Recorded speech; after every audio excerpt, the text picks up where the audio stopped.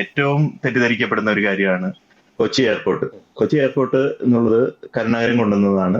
അതിനെതിരെ എസ് ശർമ്മ സമരം ചെയ്തു. എന്റെ നെഞ്ചത്തെ കൂടെയാണ് വിമാനം ഇറക്കാൻ സമ്മതിക്കുള്ളൂ പറഞ്ഞു എന്നുള്ളതാണ് ഇതിന്റെ ഒരു പൊതു നെഗറ്റീവ്. അതെ, അതാണ് നമ്മൾ എപ്പോഴും കേൾക്കുന്നത്.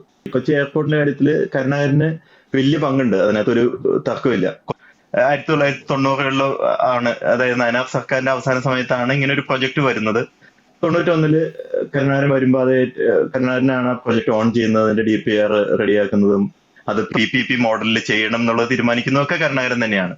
പക്ഷെ 96-ല് കരുണാകരൻ സർക്കാർ അവസാനിക്കുന്ന സമയത്ത് അതിന്റെ ഭൂമി ഏറ്റെടുക്കുന്ന ഘട്ടത്തിലേക്ക് എത്തിയായിരുന്നു. ഈ ഭൂമി ഏറ്റെടുക്കുക എന്നുള്ളത് വലിയൊരു പ്രോസസ്സാണ്. ഇപ്പൊ കേരളത്തിനെ സംബന്ധിച്ചിടത്തോളം ഏത് സമയത്താണെങ്കിലും നമുക്ക് ഇത്രയും ലിമിറ്റഡ് ലാൻഡ് റിസോഴ്സ് ഉള്ള ഒരു സ്ഥലം എന്നുള്ള നിലയ്ക്ക് ഭൂമി ഏറ്റെടുക്കലാണ് നമ്മുടെ ഏറ്റവും വലിയ ചലഞ്ച്. അപ്പൊ അതില് ആ സർക്കാർ ആളുകളെ വിശ്വാസത്തിലെടുത്ത് ഭൂമി ഏറ്റെടുക്കാനായിട്ട് ഒരു ഫെയിലിയർ ആയിരുന്നു.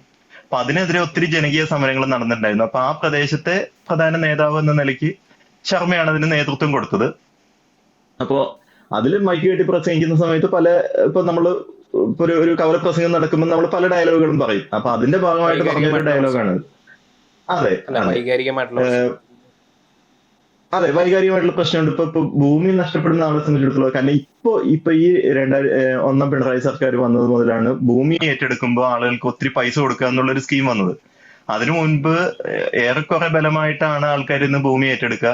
അവർക്ക് കാര്യമായിട്ടുള്ള നഷ്ടപരിഹാരം ഒന്നും കൊടുക്കില്ല. അപ്പൊ ആ നഷ്ടപരിഹാരം കിട്ടണമെങ്കിൽ ആളുകൾ തെരുവിലിറങ്ങി ശക്തമായിട്ടുള്ള സമരം ചെയ്യണം. അപ്പൊ അങ്ങനെയുള്ള സമരങ്ങളുടെ ഭാഗമായിട്ടാണ് ഈ ശർമ്മ സംസാരിക്കുക, അല്ലെങ്കിൽ LDF ഇതിനെതിരെ CPM ഇതിനെതിരെ സമരം ചെയ്തു എന്ന് പറയുന്ന ഒരു സംഭവം ഉണ്ടായത്.